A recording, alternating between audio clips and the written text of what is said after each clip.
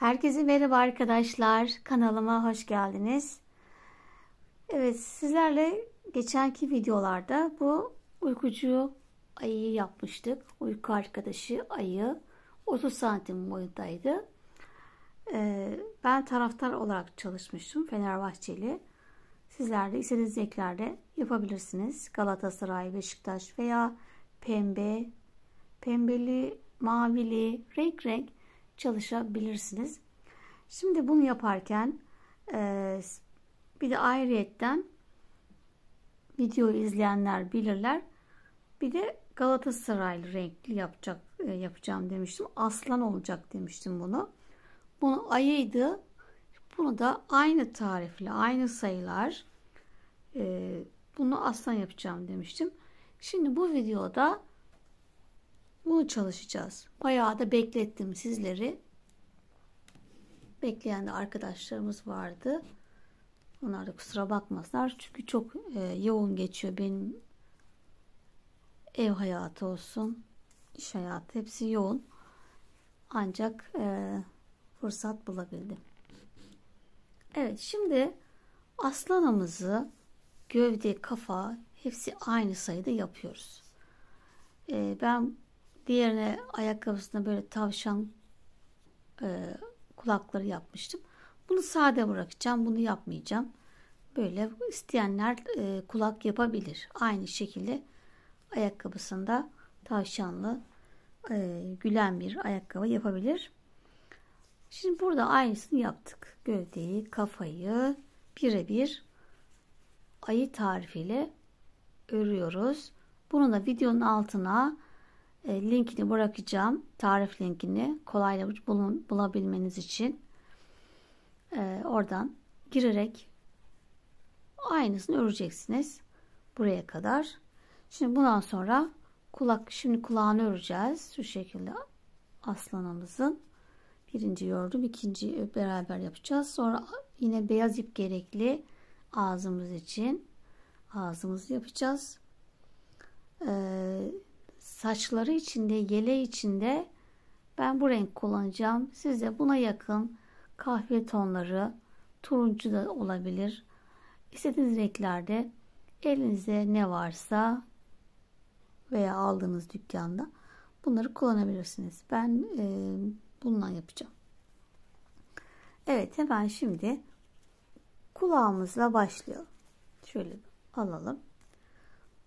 Kulağımız için yine sihirli halka yapıyoruz. Sihirli halka içine 6 tane sık iğne yapalım. Şöyle yeniden bir hatırlatalım.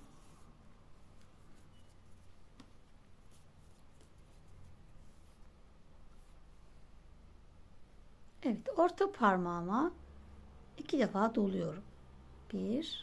2 kere doladım. İçinden geçiyorum. Bir tane sık iğne yapıyorum.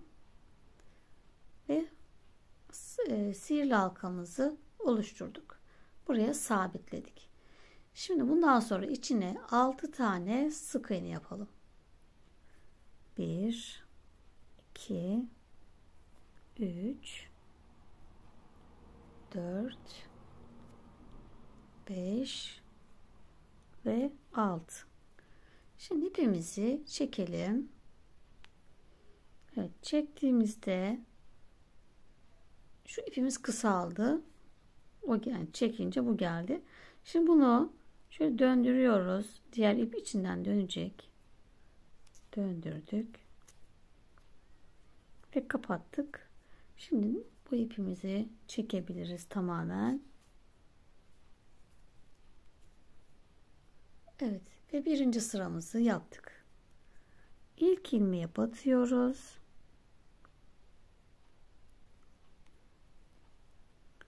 İlmek kaydırdım. Bir zincir çektim. Şimdi bundan sonra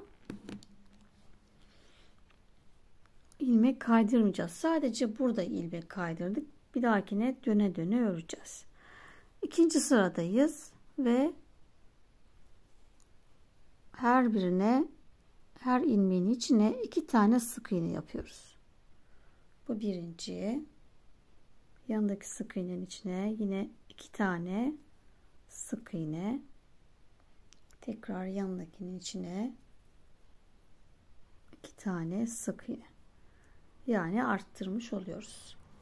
Toplam 12 tane sık iğnemiz olacak sıra sonunda. 4, 5. ve 6. Bir sayalım. 2, 4, 6, 8, 10. Evet. Buna da sonuncuya da yaptık.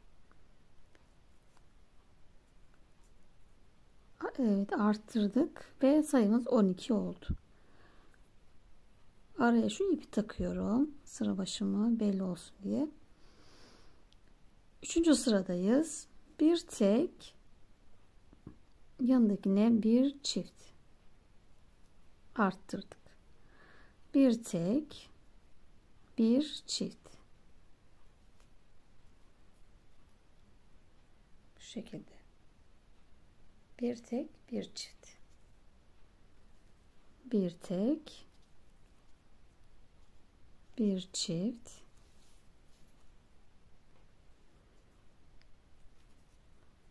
Bir tek, bir çift.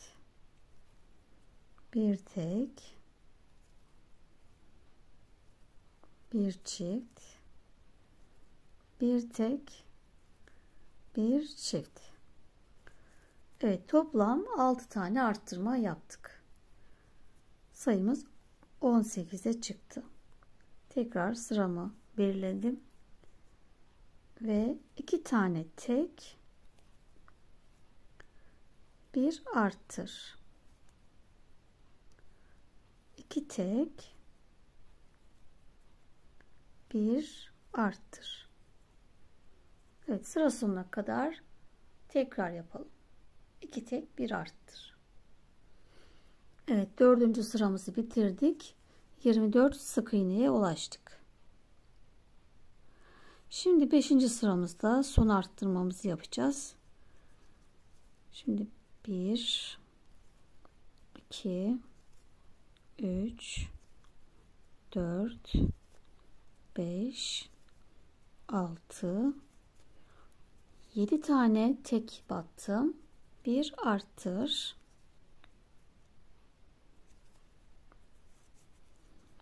7 tek. 1, 2, 3, 4, 5, 6, 7. Bir arttır. Tekrar 7 tane tek. 3, 4, 5, 6, 7. Bir arttır. Toplam bu sıramıza 3 tane arttırma yaptık. Sayımız 27 oldu. Şimdi bundan sonra düz öreceğiz.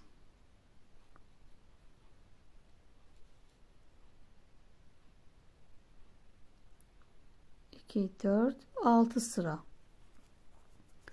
6 sıra eksiltme arttırma yapmadan döne döne her ilmeğe tek sık iğne yapalım.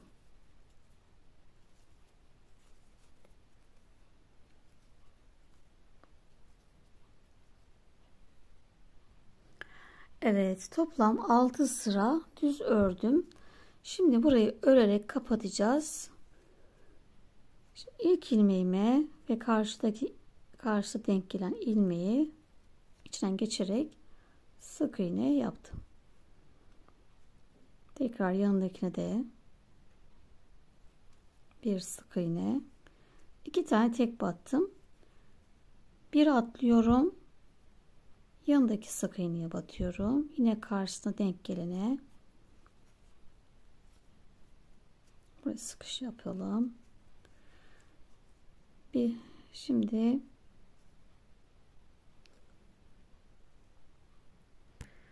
evet, yine bir sık iğne atlıyorum. Yanındakine batıyorum ve karşısına denk gelene.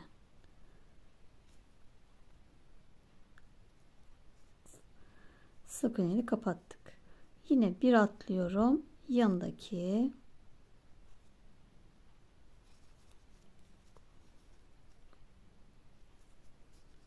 bir atlıyoruz. Yanındaki evet, kulağımız bu şekilde kıvrılmış oldu. Ve bundan sonra geri kalanı bir tane daha atlayalım. Ondan sonra bir atlıyorum. Yanındakine sık iğne ve tekrar bir tane daha sık iğne. Yani iki tekle başlamıştık.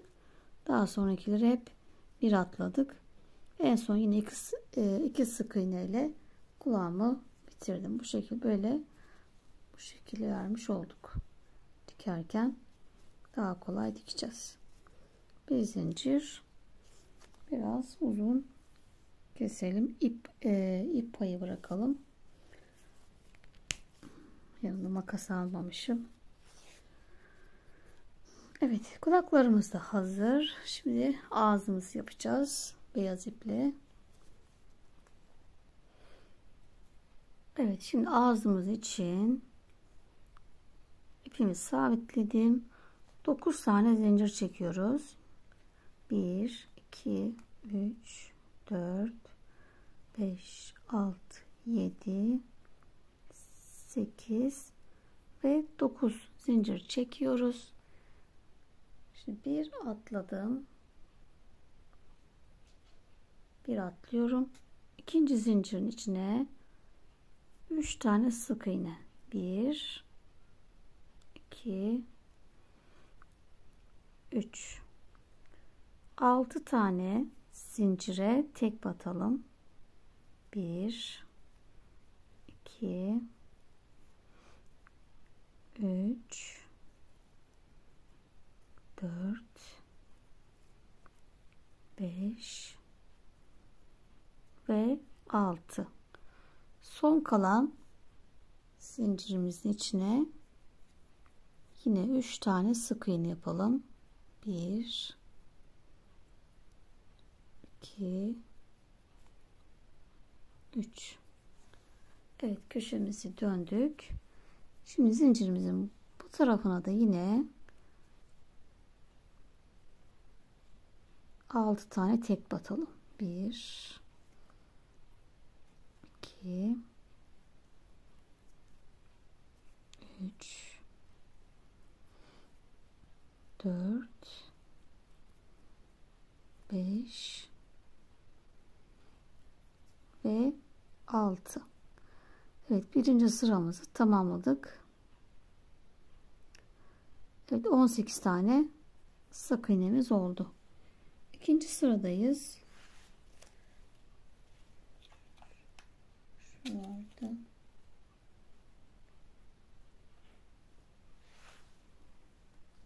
Şu ipi takı vereyim şimdilik. İp bulamadım. Renkli ip.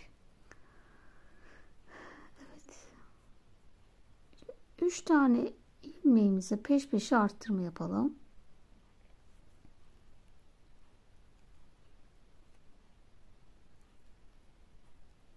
Evet, bu birinci arttırma. Yanındaki sık iğneye tekrar çift batıyoruz. İkinci arttırma. Yanındaki sık iğneye üçüncü arttırma. Peş peşe 3 tane arttırma yaptım. 6 sık iğneye tek batıyoruz. 1 2 3 4 5 6. Diğer köşeye geldik. Yine 3 tane sık iğneye peş peşe arttırıyoruz. Birinci arttırmam.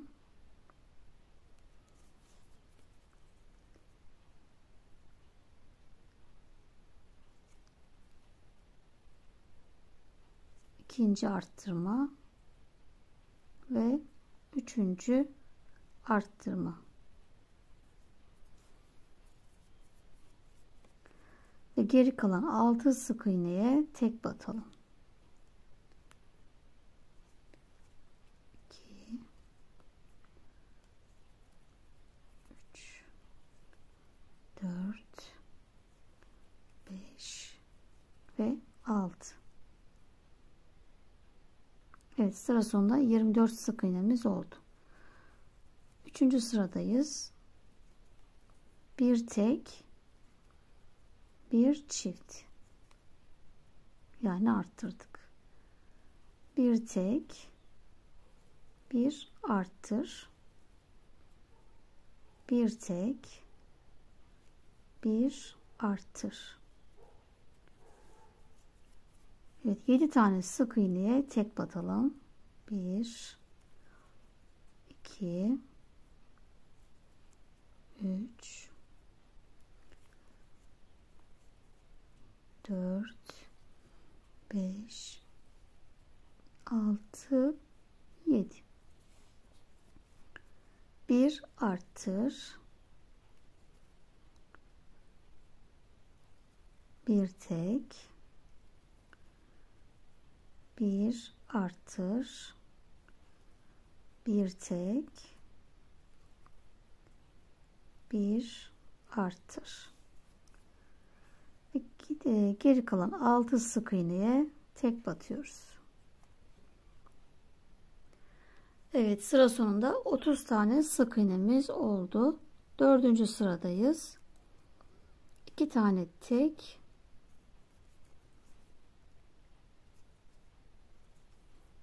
bir arttır,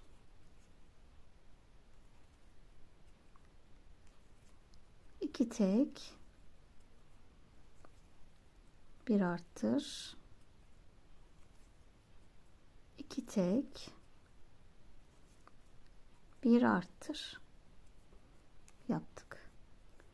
Şimdi 8 tane sık iğneye tek batalım.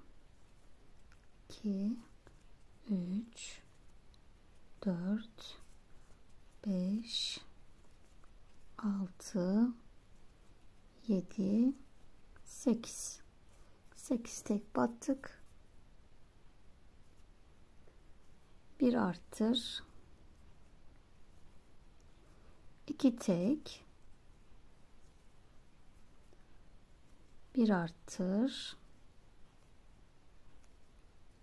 iki tek, bir arttır. Ve geri kalan 6 sık iğneye tek batalım.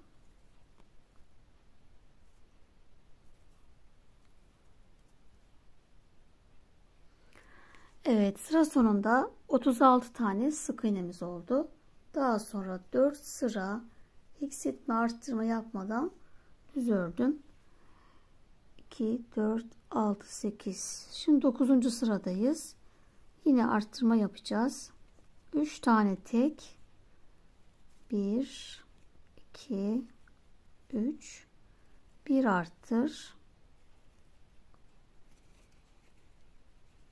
3 tane tek,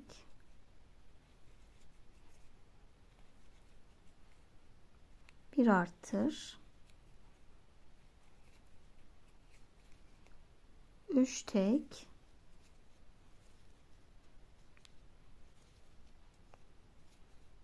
bir arttır.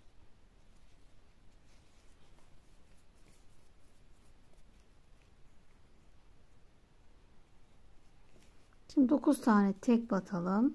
1 2 3 4 5 6 7 8 9 tek battım. Bir arttır.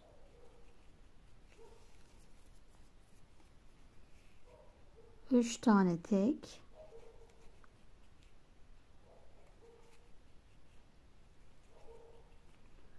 bir arttır, 3 tek, bir arttır. Evet, toplam 6 arttırma yaptık. Geri kalan 6 tane tek batıyoruz.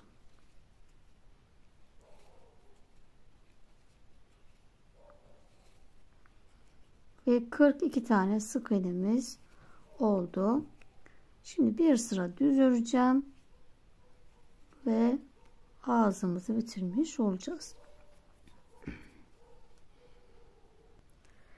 Evet, 10. sıramızı düz ördük. İlmeği kaydırıp bir zincir çekiyorum ve ipimizi kesiyoruz. Evet, ağzımızı bitirmiş olduk. Şimdi üzerindeki burun kısmını yapalım. Bunun için bu renk, bir de ten rengini kullanacağız. Ten rengimizi alıyoruz.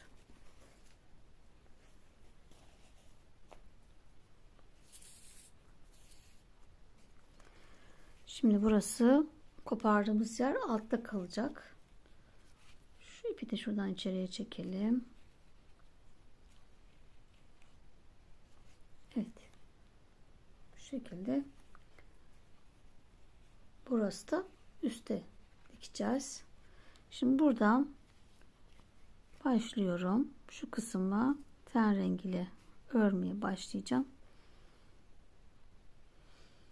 Evet, ipimizi sabitliyoruz. Şimdi burnumuzun şuradaki arttırmamız yapmıştık en son. Bunun hizasındaki bu taraftaki ip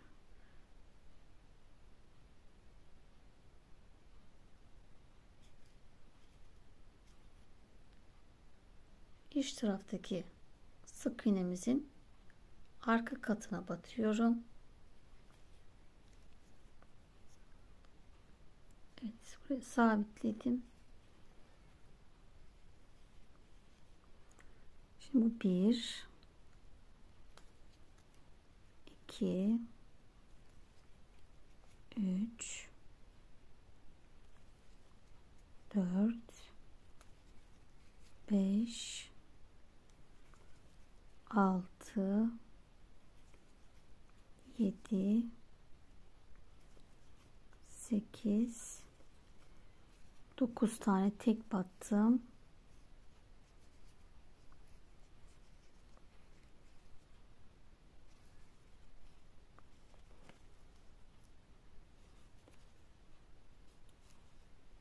Şöyle bir kontrol edeyim. Evet, bir tane daha yaptım ve 10'a tamamladım. 10 tane tek batmış olduk. Ortaladım iyice. Bir zincir çekip dönüyorum. Her ilmeğe tek batıyoruz. 1 2 3 4 5 Şu ipi de arada yürütmeyi unuttuk. Şunu arada yürütelim. İpimizi saklayalım.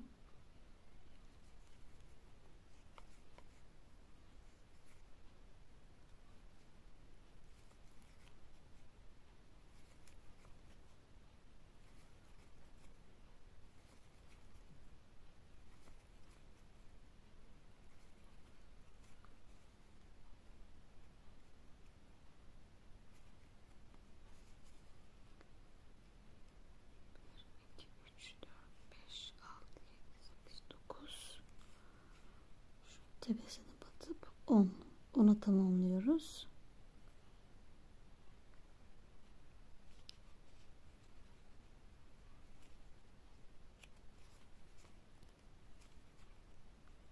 Bir zincir çekip dönüyoruz. Yine 10 tane tek batıyoruz. Evet, toplam 6 sıra düz ördüm arkadaşlar. Bir zincir çekip ipimi şöyle kesiyorum. Şimdi burun kısmını yapacağız. Saçlarını yapacağım iple yapıyorum.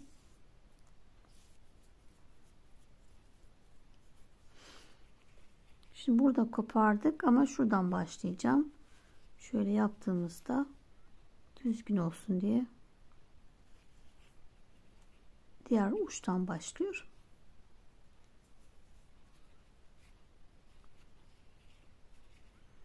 Hemen ilk ilmeğimi battım.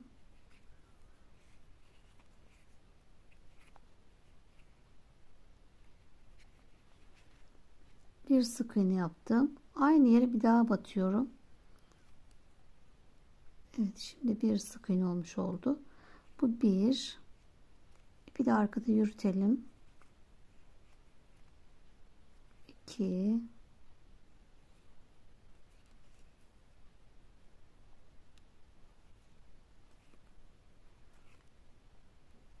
3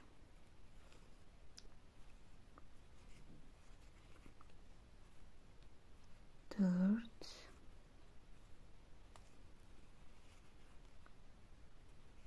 5 6 7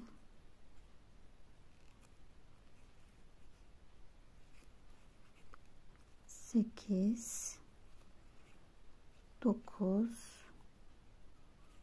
ve 10 tane sık iğnemize yine tek battık.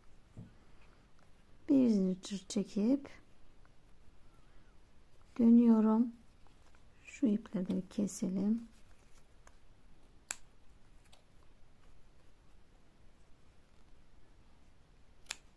Bunları da içeride yürüttük. Evet, bir zincir çektim. İlk sık iğneyi atlıyorum. İkinciye batıyorum. 1 2 3 4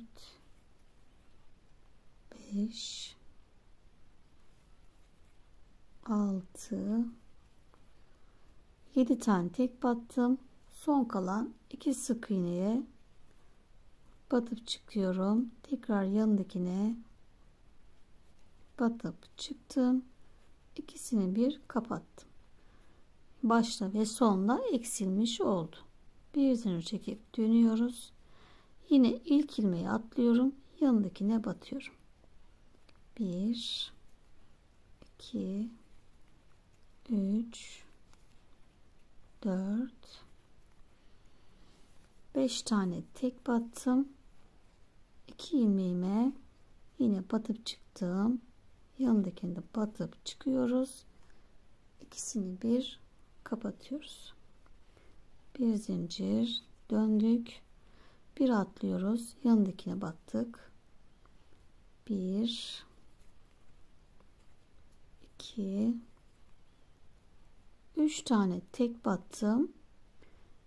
2 tane ilmeğimize yine batıp çıkıyoruz.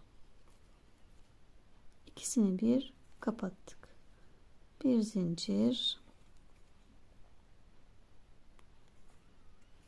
döndük. Yine bir atlıyorum. İkinciye bir sık iğne ve 2 tane sık iğnemize batıp çıktık. İkisini bir kapattık.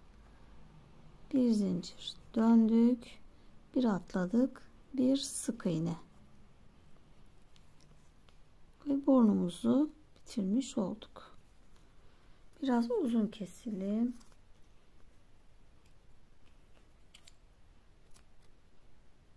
Dikiş için biraz uzun kestik. Evet, burnumuzu da bu şekilde yaptık. Evet. Aslanımızın burnu tamam. Kulaklarımız tamam. Şimdi burnumuzu dikeceğiz. Daha sonra gözümüzü içeriye çekeriz. Önce burnunu dikelim. Evet, önce bu parçamızı dikelim. Şu ipimiz burada kalmıştı. Bunu hemen yanındaki sık iğneden çıktım. Burayı bu sivriliği düzeltmiş olduk. Şimdi şöyle burnumuza şu şekil verelim. Katladığımızda ikinci sıraya denk gelmekte. Ortası şurası birinci sıraydı. Bir ikinci sıraya denk geliyor burnumuz ucu. Şuradan bir giriyorum.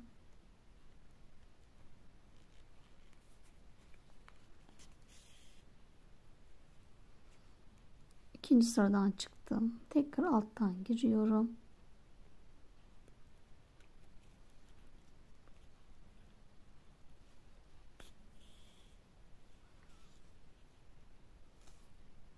Aynı yere bir daha battım. Tekrar alttan.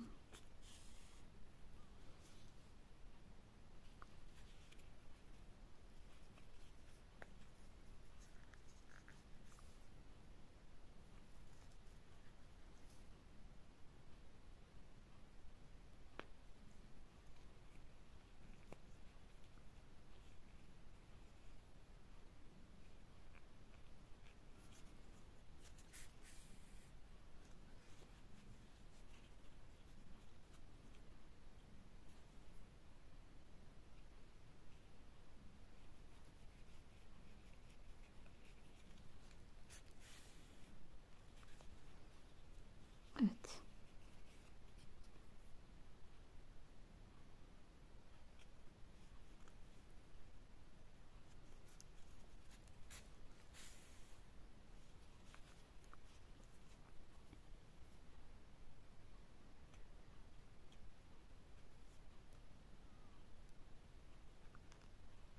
Diğer tarafa geçiyoruz.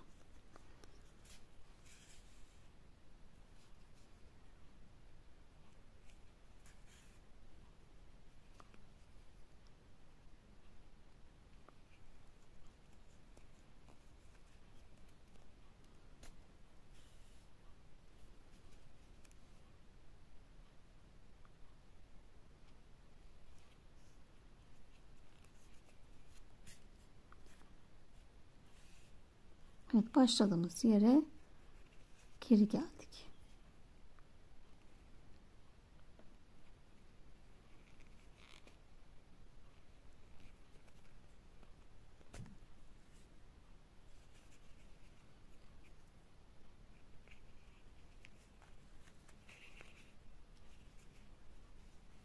Evet, burnumu dikmiş oldum.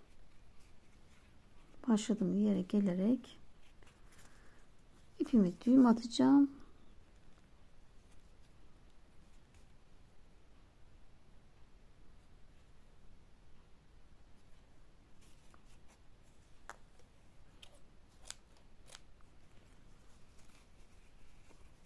Evet, burnumuzu tamamladık.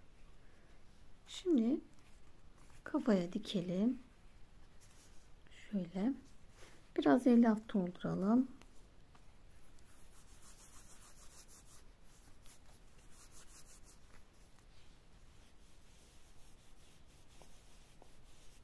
Evet, biraz pusturdum.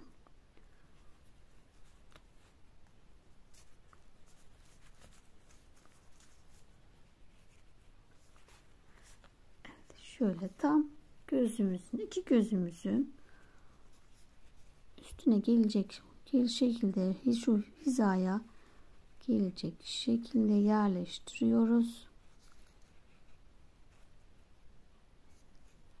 Bir boşluk kalmayacak şöyle.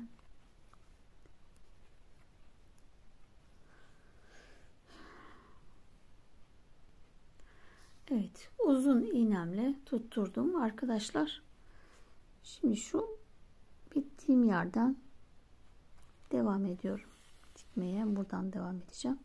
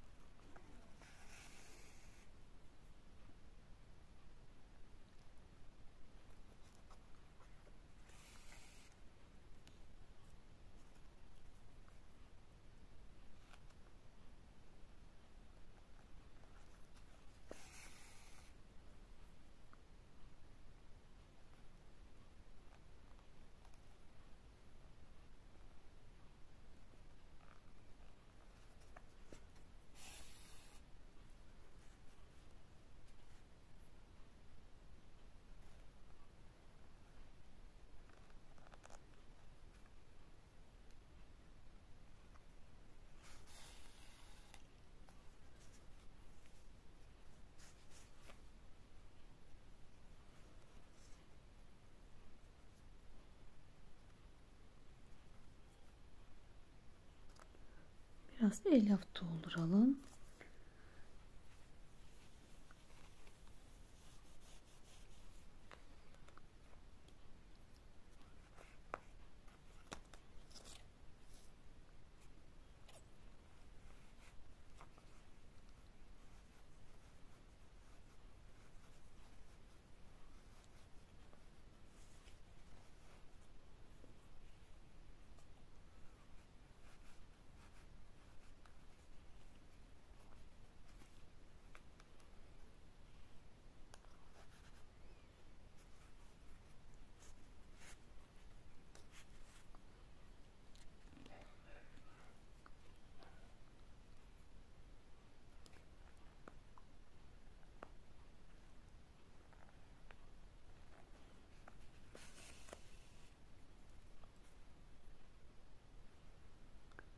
Sık bir şekilde dikiyoruz. Hiç atlamadan her ilmeğe mutlaka içinden geçiyoruz.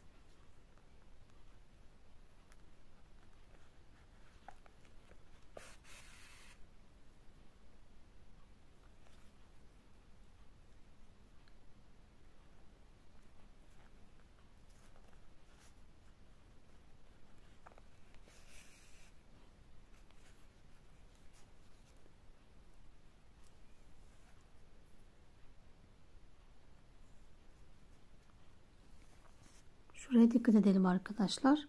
Kayma olmasın diye kontrollü bir şekilde dikelim.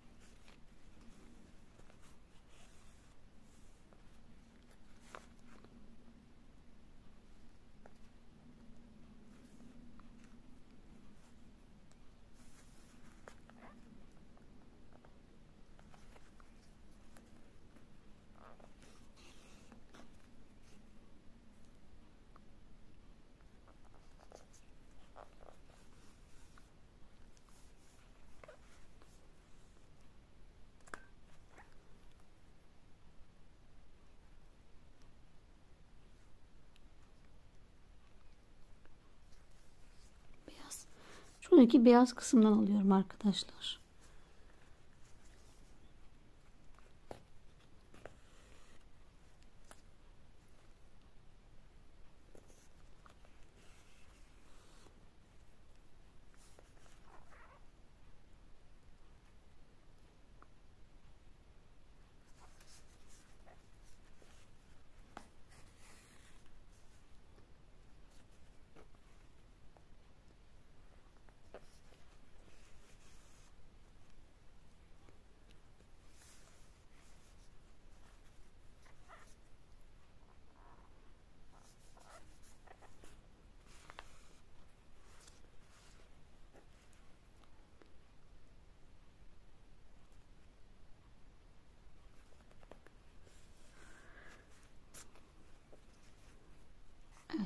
Bu şekilde dikmeye devam edelim.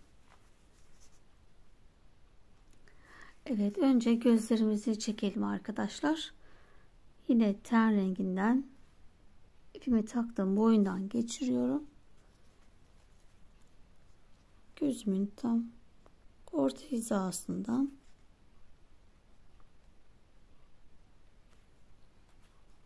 şöyle çıktım.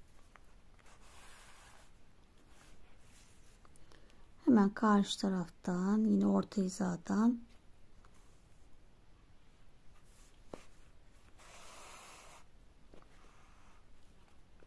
arkaya aldım.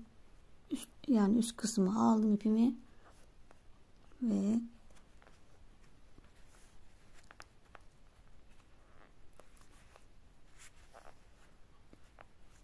çekiyorum aşağıya doğru.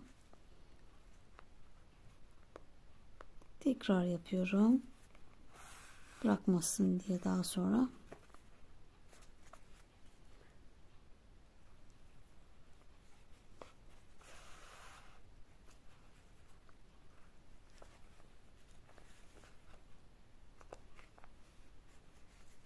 Evet, gözümüzü içeri çektik. Diğer tarafa geçiyoruz. Yine gözümün orta hizasından çıktım. Karşıya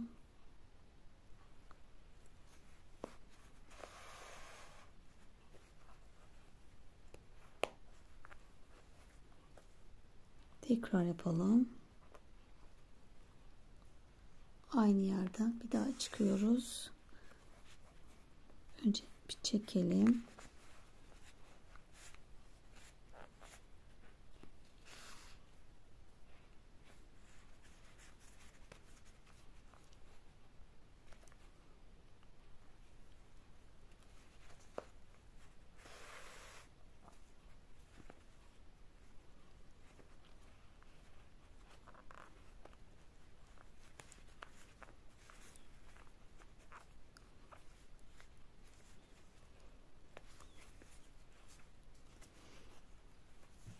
Ve kafamın iç kısmına arkadaki tek kata tutturuyorum.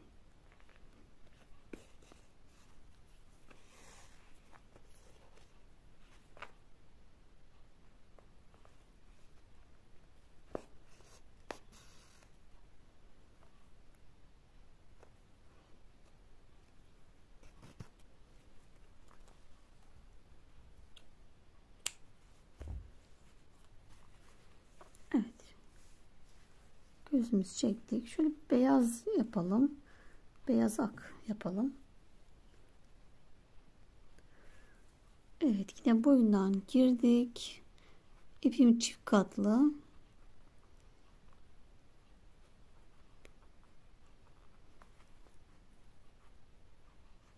Şöyle gözümün hizasından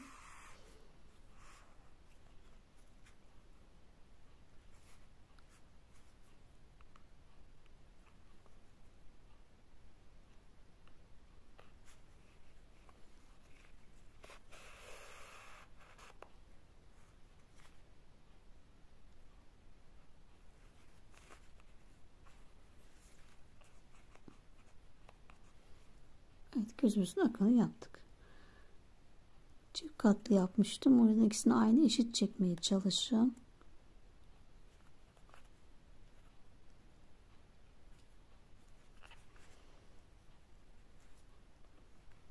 Tekrar karşı tarafa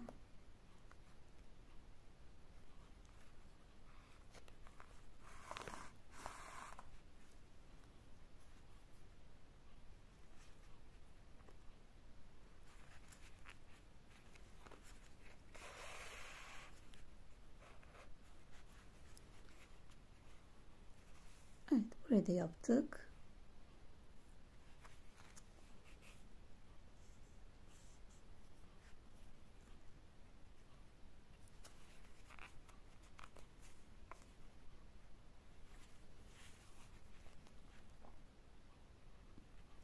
Yine arkadaki tek kata ipimi tutturuyorum.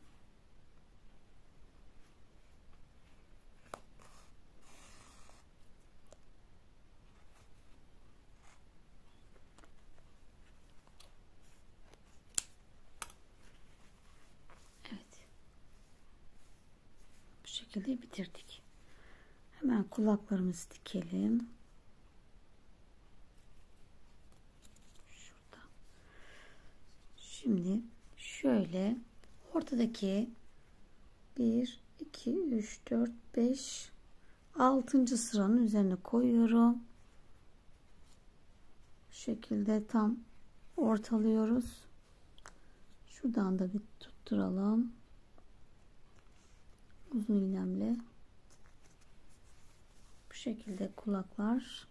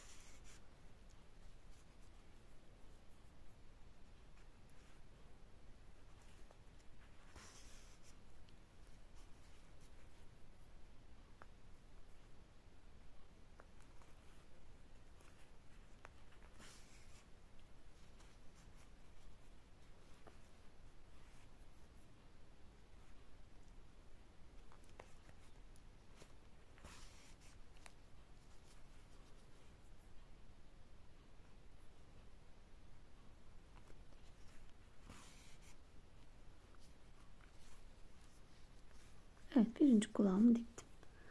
İkinciyi de aynı şekilde karşıya dikelim.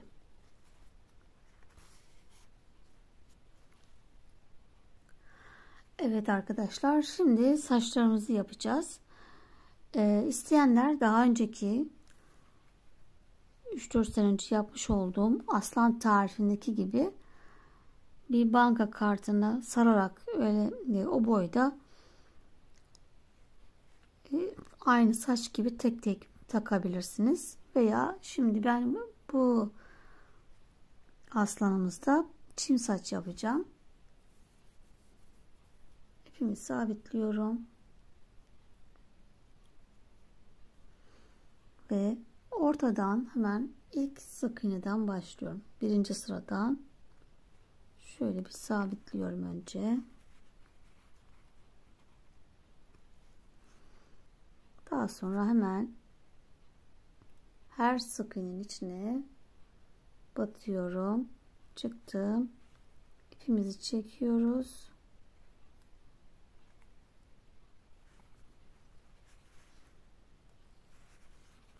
Ve uzatıyorum. Şöyle 2 santim kadar. Bunu bıraktım. Tekrar aynı dibine batıyorum. Yanındakinden çıkıp tekrar ipim de biraz kat alan bir ip. Tekrar uzatıyorum. Şöyle ve bıraktım. Tekrar ipimin hemen dibine batıyorum. Yanındaki sık iğneden çıktım. Tekrar uzatıyorum. Diğerine de batıyorum ki boyları aynı olsun diye. Bunu bıraktık. Yine dibine ipimin hemen dibine batıyorum. Yanından çıktım.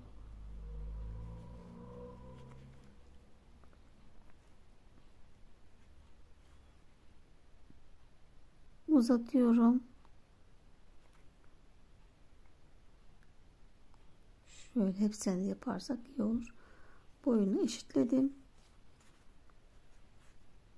Bıraktım. Tekrar hemen ipimin dibine batıyorum.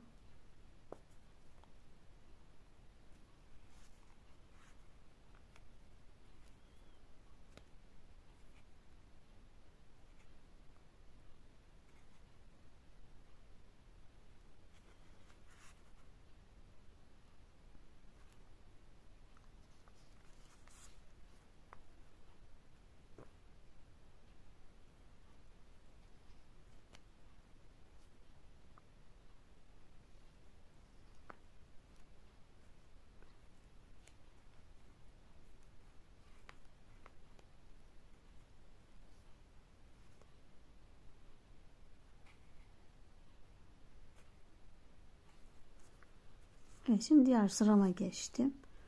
Şimdi saçlarımız şimdi böyle büyüdükçe güzelleşecek.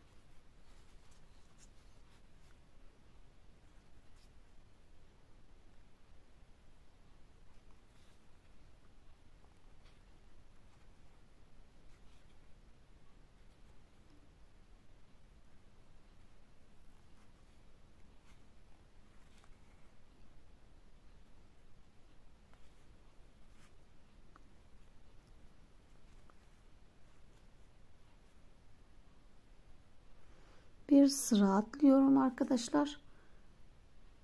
Bir sıra atlayıp diğer sıradan devam ediyorum.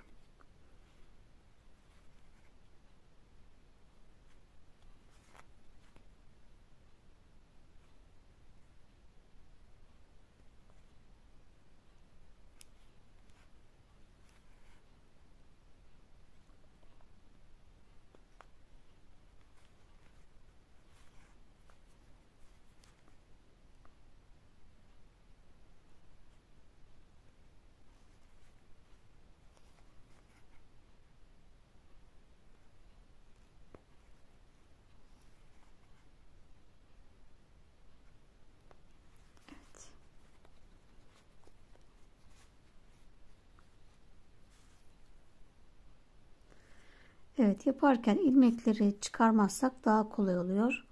Şimdi böyle hemen dibine batıyorum. Yanındakinden çıktım.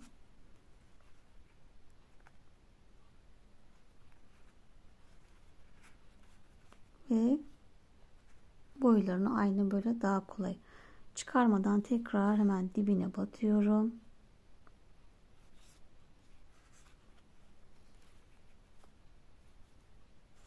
Tekrar dibine bat. Yanındakinden çık. Şimdi bir sıra atlıyorum. Bir altı iniyorum.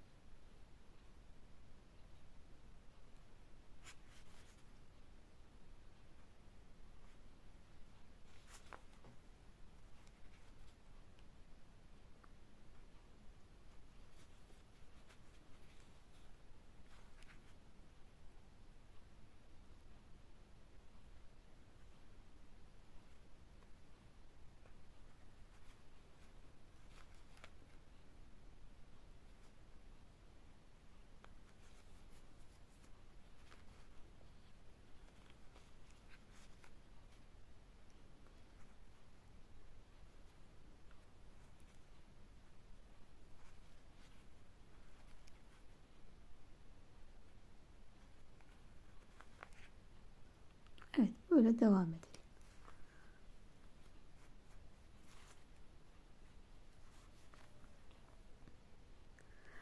Evet arkadaşlar, ben biraz yaptım. Bu şekilde döne döne gittim. Ve buradan sonra kulağa denk geldiği için bu tarafa doğru gidip gelmeye başladım. Bu arada size bir sıra atlayın demiştim.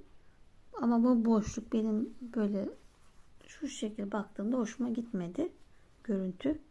O yüzden sökeceğim ve her sıraya yapacağım. Önemli olan güzel gözükmesi.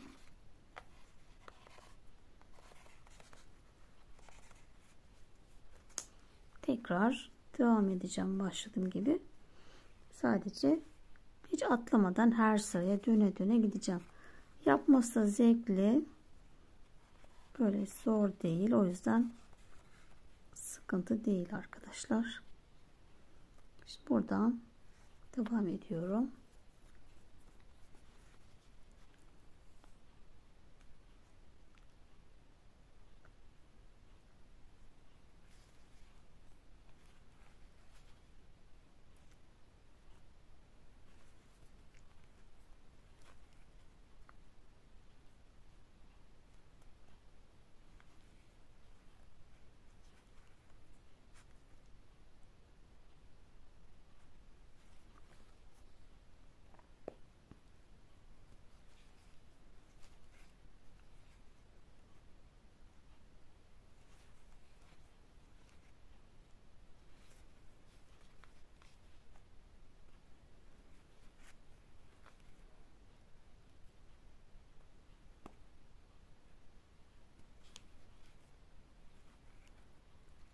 Evet, bu şekilde devam edelim.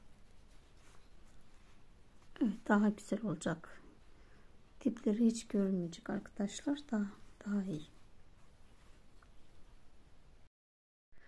Evet arkadaşlar, aslanımızın saçlarını bayağı bir arkayı bitirdim. Arkayı, tepeyi biliyorsunuz her sıraya yapmıştım. Daha sonra hem ipim yetsin diye 50 gram ipim, hem de arkada olduğu için çok böyle yoğun olması gerek görmediğim için bir sıra atlayıp ikinci sıradan yaptım. Bir sıra atlıyorum, ikinciye yapıyorum. Tekrar bir sıra atlayıp ikinci. Şimdi burayı yuvarlak şekilde yaptım. Daha sonra arkayı da bu şekilde zikzak şeklinde buraya kadar gelip döndüm. Tekrar buradan yine bir sıra atlayıp bir aşağı indim. Bu şekilde gittim geldim. Arkayı bitirdim. Biraz sonra burayı devam edeceğim. Alın kısmı çok daha açık. Şuralar açık. Burası da, burayı da belirlerken şu gözümün bu tarafa 2, 4, 6, 8, bu arası 8 sık iğne olacak şekilde buraya kadar, yani kulağımın içeride kalacak kulağımız. Şuradan tekrar devam edeceğim.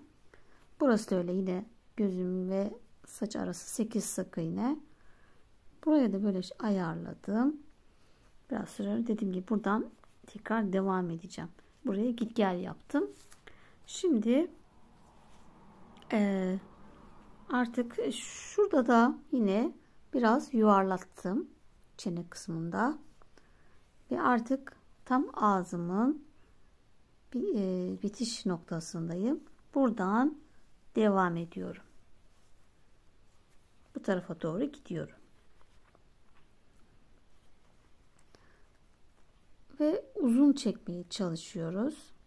İplerimizi çekebildiğimiz kadar uzun.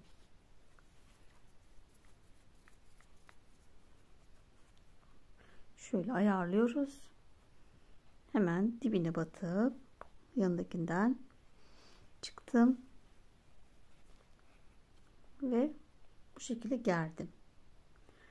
Tekrar dibine battım. Uzatıyorum.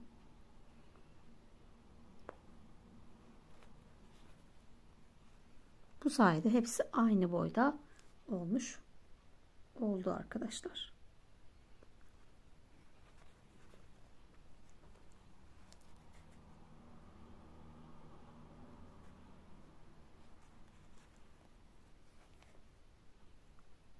Şimdi bu sıramızı bu şekil döneceğim. Bir sıra daha yapacağım. Daha sonra bitirmiş olacağız.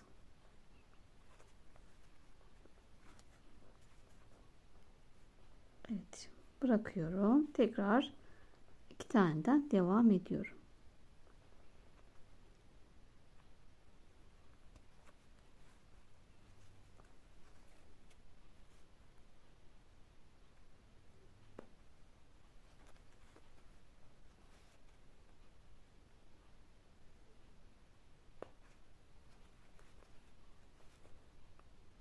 Evet, böyle devam edelim.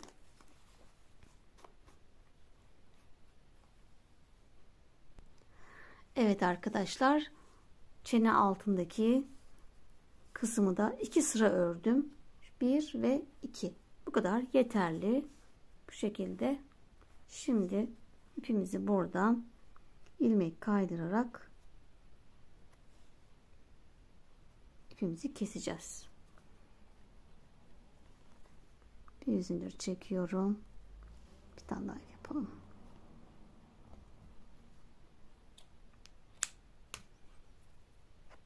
Evet, bunu da içeriye çekelim. Evet, burayı yaptık. Şimdi geri kalan alın kısmımızı şimdi biraz daha yapacağız. Şöyle buradan buraya doğru yuvarlatacağız. Hemen ipimizi takalım.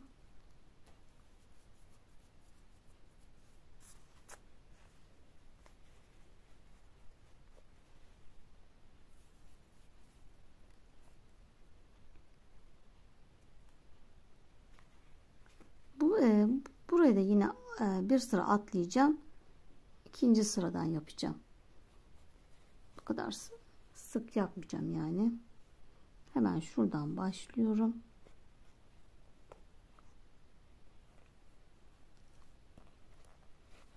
Kulağımın dibinden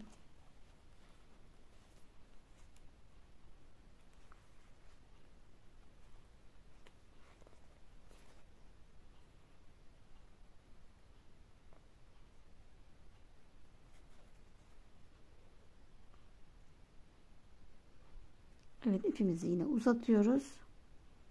Tekrar dibe battım.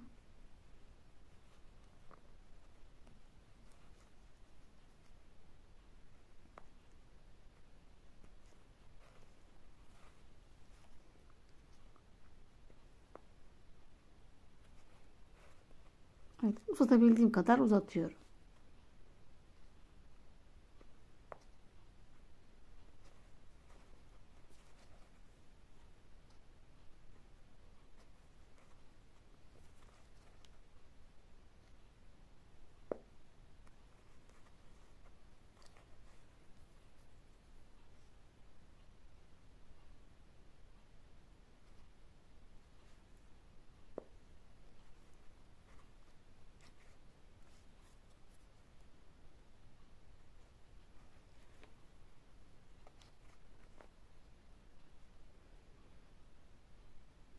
Evet, alın kısmımızı 2 sıra ördüm.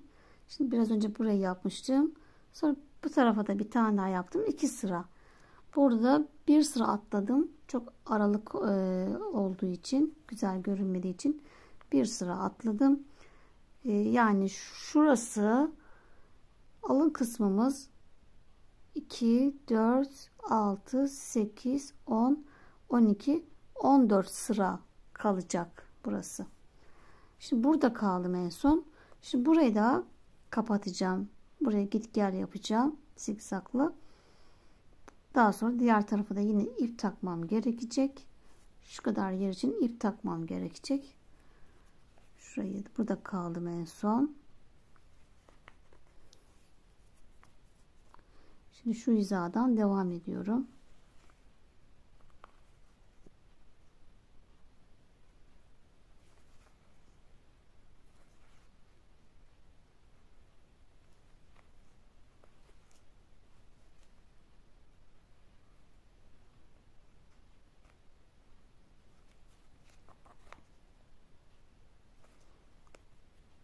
Evet, şimdi aşağıya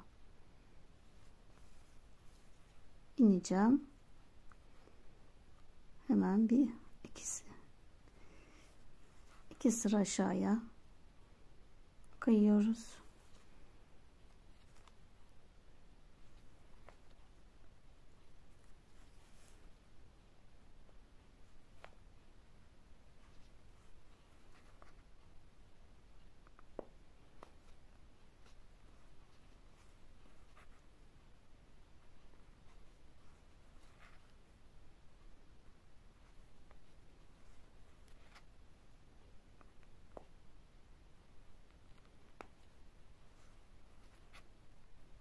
Evet, buradan da yine aşağıya iniyorum.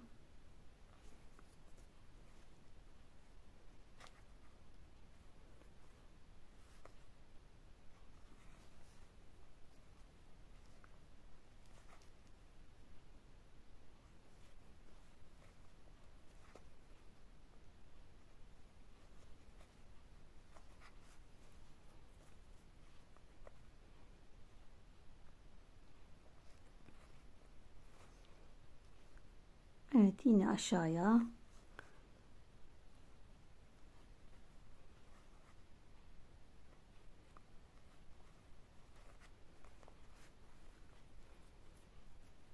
Ve en son bu sıramızı yapalım.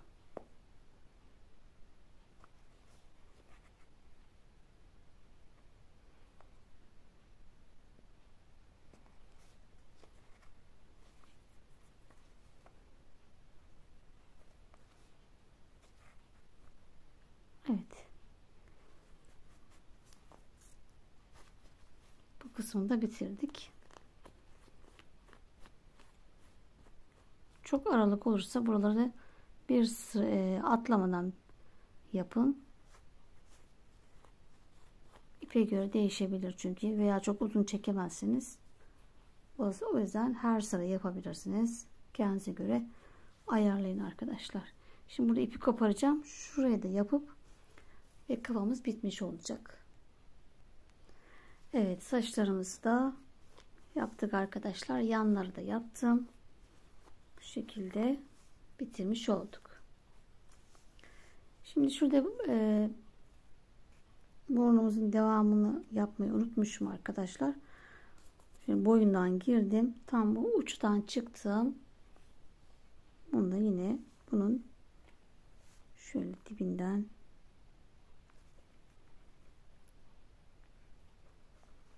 çıkıyorum, boyun kısmından.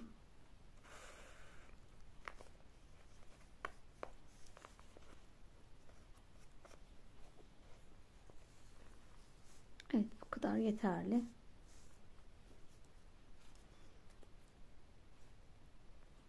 Şöyle ortadan bir daha çıkacağım. İpimizi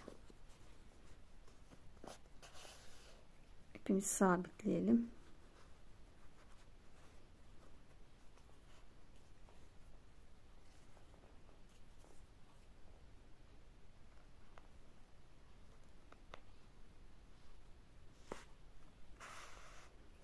Evet.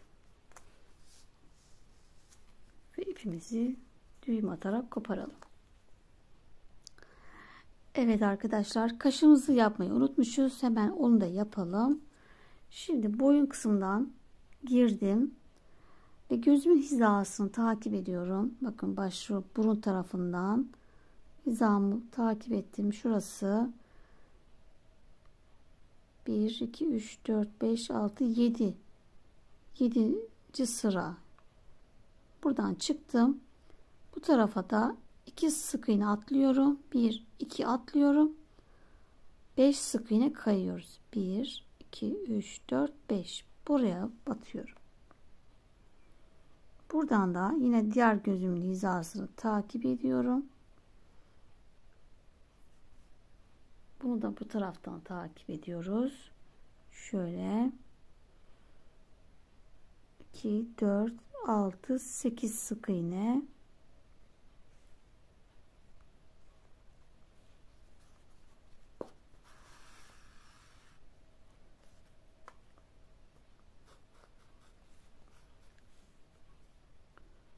Buradan da bu tarafa yine 5 sık iğne. 2 tane atlıyoruz. 1 2 3 4 5. Buradan boynumdan çıkıyorum. Evet, kaşlarımızı da yapmış olduk. İpimizi yine düğüm atarak ipimizi kesiyoruz. Şu içeriden tek kata tutturuyorum.